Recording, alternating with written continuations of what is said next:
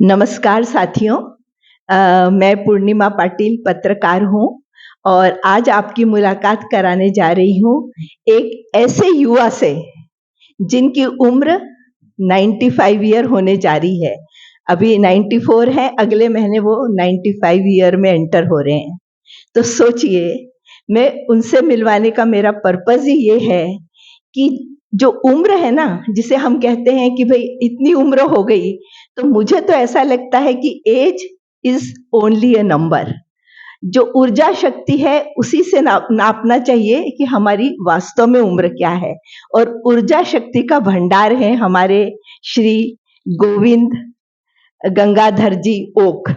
ये बहुत ही जॉली, बहुत ही हँसमुख और सबके साथ बहुत ही अच्छे से बात करने वाले, बड़े ही विनम्र ऐसी शख्सियत है कि जिसे कहते हैं ना कि डाउन टू अर्थ। उनके पास क्या नहीं है, सब कुछ है, लेकिन मैं उन्हें हमेशा देखती हूँ कि जब भी वो किसी से मिलते हैं, वो व्यक्ति छोटा हो या बड़ा, सभी को नमस्कार करते हैं। 2 मिनट उनके पास खड़े होके उनकी खैर पूछते हैं, भई कैसे हो, क्या हो, हालचाल क्या है आपके? फिर आगे बढ़ते हैं और ऐसा करते-करते जो भी उनको अपने आस-पास लोग दिखते हैं, भले ही वो पहचान के हों, न हों, लेकिन यदि उनके आस-पास उनके यानी घर के आस-पास या वो कहीं मिलने जाते हैं, किसी प्रोग्राम में जाते हैं, तो आस-पास के लोगों की ओर मुस्कुराते हुए, देखते हुए नमस्कार करते हैं। तो ये सब सीखने वाली बात है, जिसे बोलते हैं ना कि जो एक पेड़ रहता है फलों से भरा हुआ, तो वो हमेशा झुका हुआ रहता है क्योंकि उसमें इतने गुण होते हैं। ठीक मेरे को जब भी मैं इन्हें देखती हूँ ओक साहब को, तो मुझे हमेशा ऐसा लगता है कि जैसे वो गुणों से भरे हुए हैं, लेकिन कितने विनम्र हैं, कितने झुके हुए हैं। और जैसे कि उनसे जब कोई मिलता है, कोई छोटा मतलब जो एक व्यक्ति जो उनको देख-रेख करता है, ऐसा जो नौकर उनके, वो मतलब नौकर वर्ड में को यूज़ करने में बहुत हेसिटेशन हो रहा है। इसलिए क्योंकि वो ऐसा कभी मान के चलते नहीं हैं। बड़े ही प्यार से अपने सहयोगियों के साथ, यानी जो भी उनको हेल्प करता है चलने में, इसमें, सबके साथ वो बहुत ही विनम्रता से रहते हैं और उनको ऐसा एहसास नहीं होने देते हैं कि मतलब वो जो बौनापन जो आ जाता है एक सामने वाले के में कि भाई मैं तो इतने बड़े व्यक्ति के पास खड़ा हूँ, तो ये बौनापन न आने देना ही उनकी खासियत है। तो ये बात मुझे उनकी बहुत अच्छी लगती है और जब मेरे को ये लगता है कि ये 95 ईयर में चलते-फिरते, टाइम देखकर इतने समय के पाबंद हैं और आज भी मेरे को ऐसा आश्चर्य होता है कि वो जो शाखाएँ लगती है, उसमें बराबर जाते हैं। पहले तो एक्टिवली पार्टिसिपेट करते थे, पर अब उम्र के हिसाब से उतना नहीं कर पाते, तो वो थोड़ा बैठ के पर अपना सहयोग देते हैं और अपना पार्टिसिपेशन रखते हैं। यहाँ तक कि जब कोई कहीं पर कोई लोग सब मिलकर एक्सरसाइज़ करते रहते हैं, तो वहाँ भी वो आके बैठते हैं और सब लोगों के साथ, छोटे-बड़े जो भी लोग बैठे हैं, वो सेशन में बैठकर वो पार्टिसिपेट भी करते हैं। कोई संस्था उनको बुलाती है, तो वहाँ वो ज़रूर जाते हैं, कभी नहीं बोलते हैं। मतलब कहने का अर्थ है कि इतनी विनम्रता, इतना सक्रियता किसी के जीवन में यदि है, तो ऐसे शख्स से तो हमें मिलना ही चाहिए। तो नमस्कार ओक साहब, आपसे मिलकर बहुत खुशी हुई और हमको बहुत बड़ी प्रेरणा है, हमको है ना, हमारे सभी दर्शकों को आपके जीवन के बारे में जानकर बहुत बड़ी प्रेरणा मिलने वाली है और हमको ऐसा लग रहा है कि आप अपने जीवन की कुछ छोटी-छोटी बातें हमको ज़रूर बतलाएँगे। तो मैं आपसे ये जानना चाहूँगी कि आप जब युवावस्था में थे, मतलब बच्चे तो ख़ैर ठीक है, लेकिन जैसे युवावस्था में आप जब गए, तो आपकी यानी ऐसे सोशल वर्क करने की इच्छा या फिज़िकल एक्टिविटीज़ करने की इच्छा क्या था? थोड़ा-सा हमें बताइए? मैं जब 10 साल का हुआ तब अ, तब तक मैं अंग्रेजी स्कूल में जाना शुरू कर दिया। वहाँ मेरे काफ़ी बड़े-बड़े दोस्त थे, अच्छे-अच्छे लोग, प्रोफ़ेसर्स थे, टीचर्स थे और उनसे बहुत चीज़ें हमने सीखी। जी। जैसे अम, अम, आप जानते हैं स्कूल्स में वगैरह जो लड़के लड़कियां हैं वहाँ दंगा मस्ती चलती है, गड़बड़ चलती है, लेकिन प्रोफेसर होते हैं जी वो प्रोफेसर उनको सबको ठीक कंट्रोल करते हैं। और ये सब मुझे उस समय से ही अच्छा लगा। जी और ऐसे ही मेरे स्कूल ईयर्स खत्म होने के बाद कॉलेज में गया। कॉलेज में भी यही करीब करीब ऐसा ही होता था। जी लेकिन ये सब होकर भी मैं उनसे ठीक सब ठीक से पास किया। जी जी बहुत सारे फर्स्ट क्लास वगैरह ही पास किया। जी और सर्विस मिल गई। वो सर्विस में तरह तरह की चीज होती है। जी लेकिन एक बात बताना चाहूंगी कि ओक साहब सर्विस करने के पहले एक छोटी सी उनके बारे में ये बात है कि जब वो मात्र 14 साल के थे तब भी कुछ यानी आपके मोहल्ले में आपने कुछ एक्टिविटीज देखी, थोड़ा वो बताइए। 14 साल का था उस समय हमारे गांव के नजदीक, मेरा गांव महाड़ जी जो रायगढ़ जिले में है, और वहां से पाले नाम का एक गांव है जहाँ लेण्याला काय म्हणतात बरं, लेणी। कोई बात नहीं, हाँ। आगे हाँ हाँ तो वो वहाँ मैं जाता रहा। जी जी 3 मील दूर था घर से। अच्छा और वहाँ संघ की शाखा शुरू करना चाहता था। तब अच्छा मैंने अच्छा सब बच्चों को वहाँ करके जमा किया है। जमा करके अच्छा अच्छा शाखा यानी शुरू। देखिए जो ओक साहब हैं जब वो मात्र 14 साल के थे और आसपास उनके मोहल्ले में जो एक्टिविटीज चल रही थी तो मतलब वो जब उनको ऐसा लगता था कि मैं अपने हम उम्र बच्चों को जमा करूं, ऐसे दंगा मस्ती करके टाइम बेकार करते रहते हैं ये लोग, क्यों ना हम लोग कुछ, क्योंकि इनके मन में शुरू से ही देश की सेवा करना, देश के लिए कुछ करना, देश के लिए मर मिटना, ऐसी भावना इनकी उस युवावस्था में मात्र 14 साल में ये बात आ गई थी। तो उन्होंने सारे बच्चों को एकत्रित किया और थोड़ा बहुत कुछ मतलब जो भी वो जानते थे वो उनको सिखाने लगे और वैसे ही उन्होंने मतलब एक काफी सक्रियता से ऐसी चीजों को अपनी छोटी सी उम्र से शुरू किया। फिर उसके बाद आप नौकरी में भी लग गए। तो नौकरी के समय भी आपने अपना शायद फिजिकल एक्टिविटीज और ये सब चालू रखा। जी जी जहाँ जहाँ पॉसिबल था वहाँ जी वो करता रहा। जी जहाँ नहीं पॉसिबल था वहाँ जिस समय पॉसिबल होगा उस समय वहाँ जाकर के जी करता था। जी जी तो मतलब उनका ऐसा है कि समय निकालना ये उन्हें बहुत अच्छे से मालूम है। जैसे हम बहाना बना देते हमारे पास समय ही नहीं है तो हम कहाँ करते, अरे करने की तो बहुत इच्छा थी पर कर नहीं पाए। लेकिन ओक साहब के पास ऐसा कोई शब्द नहीं है, ऐसा कोई बहाना नहीं है। समय निकालते थे, जिस तरह के भी काम उस समय वो कर सकते थे, जिस तरह की एक्टिविटीज वो कर सकते थे, चाहे खुद के लिए फिजिकल एक्टिविटीज हो या फिर कुछ लोगों को जमा करके कुछ एक्टिविटीज हो, वो समय देखकर जरूर ये काम करते ही रहते थे। यानी कहने का तो सिर्फ मतलब ये है कि वो एक मिसाल है एक्टिविटीज की। उनको देख के तो सच में मतलब ऐसा लगता है कि दिन भर कितने फ्रेश रहते हैं और हमेशा उनके मुंह पे मुस्कान रहती है, सबसे इतने प्यार से बोलते हैं, ऐसा लगता है कि उनकी तो हर बात सीखने लायक है। तो ओक जी फिर आप नौकरी कितने वर्षों तक की आपने? नौकरी मैंने शुरू की जब मैं 18 साल का था। देखिए 18 वर्ष की आयु में उन्होंने नौकरी भी शुरू कर दी। और ऐसा देखा जाए तो मैं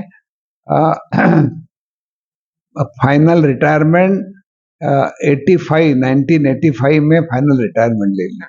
तो वैसे वो केमिकल ना क्या इलेक्ट्रिकल, अब इलेक्ट्रिकल में हाँ वो इलेक्ट्रिकल मैकेनिकल इंजीनियर हैं और जो टाटा नगर है जमशेदपुर वहां पर उन्होंने सर्विस की है। काफी वर्षों तक सर्विस होने के बाद फिर बाद में रिटायर होने के बाद वो फिर से कहीं पर मतलब उन्होंने कुछ प्राइवेट नौकरी भी ली, वो भी कुछ समय की और फिर जब वो रिटायर हुए तो बाद में चूंकि उनकी पत्नी का देहांत हो गया था तो वो जमशेदपुर के बाद तो वो पुणे में चले गए थे और पुणे के बाद अब वो नागपुर में आ गए हैं। उनके 2 बच्चे हैं, कृपया आपके दोनों बच्चों के नाम बताइए। एक का नाम, मेरी लड़की जो है उसका नाम वर्षा जी अभी अभी तो उसको आफ्टर मैरिज उसका नाम हो गया है वर्षा मनोहर। जी जी जी नागपुर में डॉक्टर एडवोकेट मनोहर है, जी। उनके उनके उसकी शादी हुई है। हाँ हाँ। और मेरा लड़का है वो इंग्लैंड में गया इंग्लैंड हुआ में है, है। जी जी उसकी जी। भी शादी हो गई है, हाँ हाँ लेकिन उनका तो अपना तरीका है। हाँ हाँ हाँ, हाँ। वो जी जी। अ, हाँ, विदेश में की जो लाइफ स्टाइल वगैरह है तो वो कोई बात नहीं, वो तो फिर होता ही है कि हम सभी के बच्चे विदेश जाते हैं, उनकी जीवन शैली बदल जाती है। लेकिन ओक साहब बहुत ही अच्छी जीवन शैली जिसे हम बोल सकते हैं कि पूरी तरह से जो वो एक हमारी भारतीय संस्कृति का जीवन जी रहे हैं और हर त्योहार में वो पार्टिसिपेट करते हैं। जब भी कोई कार्यक्रम हो, कुछ हो, तो ऐसा कभी नहीं होगा कि ओक साहब उसमें शरीक न होते हों और बड़े खुशी से के साथ होली हो तो भी अपना वो सब गुलाल वुलाल लगाते हैं। जो भी कुछ खाने पीने का अच्छा अच्छा फेस्टिवल की जो व्यंजन बनते हैं उनका भी वो मजा लेते हैं। और इस उम्र में खाने का उनको कोई नखरे नहीं कि मेरे को ऐसा होना, मेरे को वैसा होना। जो भी थाली में उनके लिए परोसा जाता है बड़े ही प्यार से और बड़े ही सम्मान के साथ वो उस भोजन को ग्रहण करते हैं। और ये सब जब आसपास वाले देखते हैं तो मुझे तो लगता है कि ये एक अनुकरणीय उदाहरण है जो मानना पड़ेगा। अब मैं आपको उनको उनकी एक बात बताना चाहूंगी कि उनके कार्यकाल के दौरान कुछ टेक्नोलॉजिकल चीजें तो उनको करनी पड़ती थी जब वो जमशेदपुर में थे, तो थोड़ा बहुत तो कंप्यूटर और जो भी कुछ होगा। लेकिन उन्होंने जो ज़रूरत की चीजें रहती है, जैसे आजकल के ज़माने में बहुत सी ऐसी चीजें रहती है जो कंप्यूटर से करनी पड़ती है। तो ऐसे वक़्त लोग हमेशा युवा लोगों की तरफ देखते हैं कि भई ज़रा आ जाओ, हमको ये करके दे दो, हमको वो करके दे दो, हमारा ये करने का है। लेकिन इसमें ओक साहब बिल्कुल आत्मनिर्भर हैं। सब कुछ उन्होंने अपनी ज़रूरत की चीज़ों को सीख लिया है, अपना कंप्यूटर खोलते हैं, अपने उसमें काम करते हैं। यहाँ तक कि वो कई ऐसे काम भी करते हैं जो संस्थाएँ चलती है और जो संस्थाओं में वो भी मतलब उसके मेंबर हैं, ट्रस्टी हैं या उनकी बेटी का कुछ कार्य चलता है तो उसमें भी वो जब कुछ देखते हैं कार्यभार कैसा चल रहा है, क्या चल रहा है, ऑफिस में क्या हो रहा है, तो कंप्यूटर खोलकर वो सारी चीज़ों को भी वो एक बार उसका निरीक्षण कर लेते हैं, अपने कुछ सुझाव दे देते हैं। लेकिन कभी भी वो खाली नहीं बैठते हैं कि भई अब तो मेरी उम्र हो गई, अब मैं क्या करूँ? खाया, पिया, आराम किया, बिल्कुल भी नहीं। एकदम उनको देखते से ही उनकी जो पर्सनैलिटी है, इतना अच्छा ड्रेसअप होते हैं।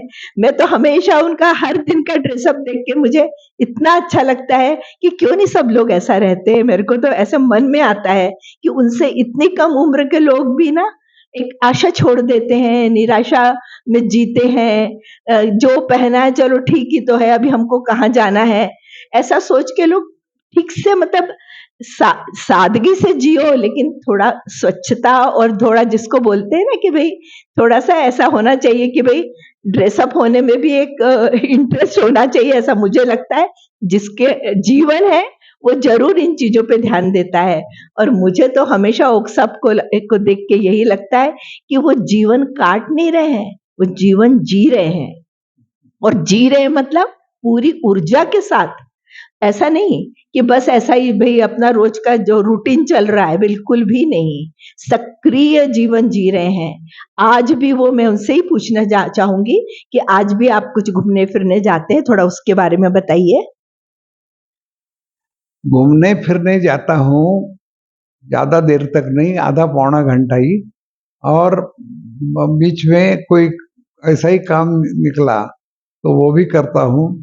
खरीदी का कुछ काम होता है कुछ। और अभी मेरे लिए जो इन्होंने बोला, आपको लगेगा कि ये कोई बहुत आइडियल पर्सन है, ऐसा नहीं। मैं तो एक एवरेज पर्सन हूँ और आप सबको मानता हूँ कि आपने मुझे, जब भाई साहब ने मुझे बहुत ऊंचाई पर बिठा दिया है, लेकिन आप समझिए कि एक जस्ट एवरेज पर्सन ही हूँ मैं। हाँ, थैंक तो ये तो ओक साहब का बड़प्पन है कि वो हमेशा हर क्रेडिट दूसरों को देते हैं, खुद कोई क्रेडिट नहीं लेते हैं, लेकिन हम जो ऑब्जर्वेशन करते रहते हैं उसके हिसाब से ही मैंने जो बातें बताई अक्षरशः वैसा ही जीवन वो जीते हैं, लेकिन अपने मुंह से अपनी बात वो करना नहीं चाहते, इसलिए वो ये बात नहीं बोल रहे हैं। और वो काफी मतलब हर चीज में उनका मतलब ये रहता है कि परफेक्शन परफेक्शन के बारे में उनको काफी ये है, मतलब कोई भी काम उनका ऐसा वैसा वो नहीं चला लेते। उस पे आप थोड़ा बताएंगे?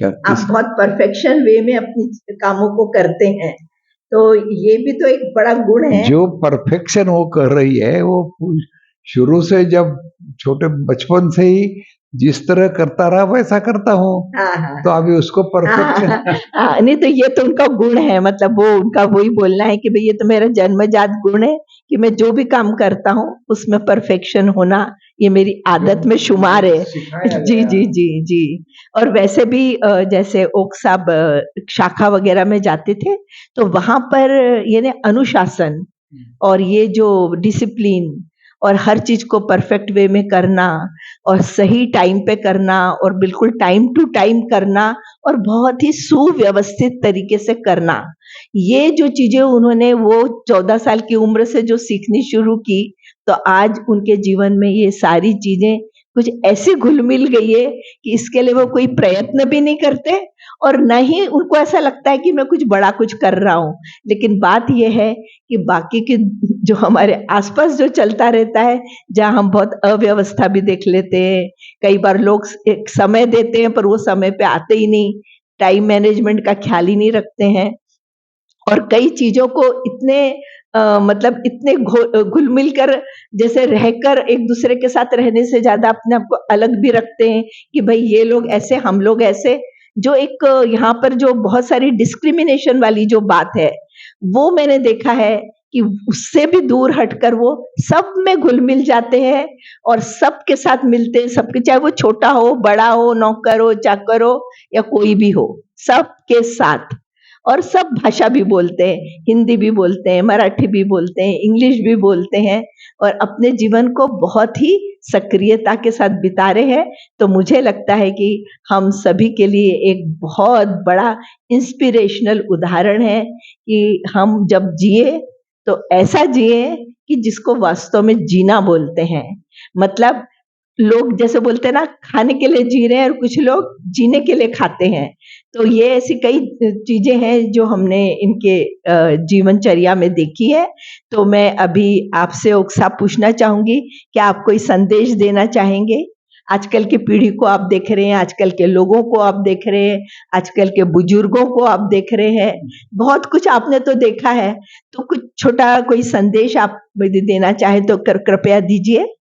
संदेश वगैरह देने लायक मैं हूँ कि नहीं मुझे मालूम नहीं, इतना कहूंगा कि मेरे यंग मित्रों, आप जैसा जीवन जीते हो उसमें कभी भी ऐसा नहीं कहो कि ये मैं करूं क्या नहीं करूं, जो अच्छा जरूर है वो अच्छा करते जाओ, लेकिन उस समय अगर कोई ऐसा रास्ते में खराब चीज मिला कोई ये करने, तो उसके बाद से तुरंत ही दूर रहो, सब ठीक हो जाएगा। हाँ, हाँ।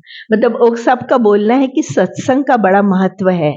यानी यंग लोग क्या होता है कि कभी-कभी उम्र के और उत्साह में कई बार ऐसे लोगों के बीच में चले जाते हैं, ऐसी मित्रता कर लेते हैं कि कई बार कुछ व्यसन आ जाते हैं या कई बार हम गलत राह पे निकल पड़ते हैं, फिर वहाँ से लौटना बहुत कठिन हो जाता है। जैसे आजकल ड्रग्स है, पीना-पाना, स्मोकिंग बहुत सारी चीज़ें लोग करते हैं। तो ये सब चीज़ों से बचकर सही रास्ते पे हम चलें और अपनी ज़िंदगी को एक उद्देश्यपूर्ण बनाएँ, ये उनका कहना है क्योंकि उन्होंने खुद भी अपनी ज़िंदगी बहुत ही उद्देश्यपूर्ण जी है। वो चाहते हैं कि हमारे यंगस्टर्स भी वैसी करें। और आप बुजुर्गों के लिए क्या बोलना चाहेंगे? आप अभी 95 आप हो रहे हैं, 94 रनिंग है, तो इतनी बड़ी उम्र में आपने सब कुछ देख रहे हैं, आप बुजुर्गों को क्या बोलना चाहेंगे? 94 95 वाले ने बुजुर्ग यानी कौन से 100 साल के ऊपर होंगे वो ही क्या जी जी जी 80 के ऊपर होंगे, 80 के जी ऊपर वाले आजकल बहुत सुधरने लगे हैं। मैं कहता हूँ हाँ कि they have the same thing which lot of things which have good things which have been told about me. They are already trying to appraise them, and I am sure that they will come well. हाँ हाँ तो आपने जैसे कि okay साहब की आप बातें सुन रहे हैं तो आप इसी से पता लगा सकते हैं कितने सकारात्मक दृष्टिकोण है, कितना सब सकारात्मक सोच है उनकी और शायद इसी का कारण है कि उनके मुंह पे जो तेज है, जो मुस्कान है और जो उनके मुंह से हमेशा एक सकारात्मक बात ही निकलती है। कहीं वो मैं कभी नहीं करते कि मैं क्या करता हूँ, मैं क्या करता हूँ और बहुत सारी बातें उनकी और भी होंगी जो उन्होंने नहीं बताई क्योंकि वो अपने बारे में कुछ बोलना नहीं चाहते हैं। लेकिन जो भी थोड़ा बहुत मैं उनके बारे में जानती हूँ तो मैंने आपको बताया और ये बहुत ही उन्होंने अपना समय दिया क्योंकि वो काफ़ी टाइम टू टाइम अपने सब काम करते हैं। लेकिन आज उन्होंने जो समय हमको दिया और हमारे साथ जो उन्होंने अपने विचारों को शेयर किया, इसके लिए मैं उनको बहुत-बहुत धन्यवाद देना चाहूँगी ओक जी।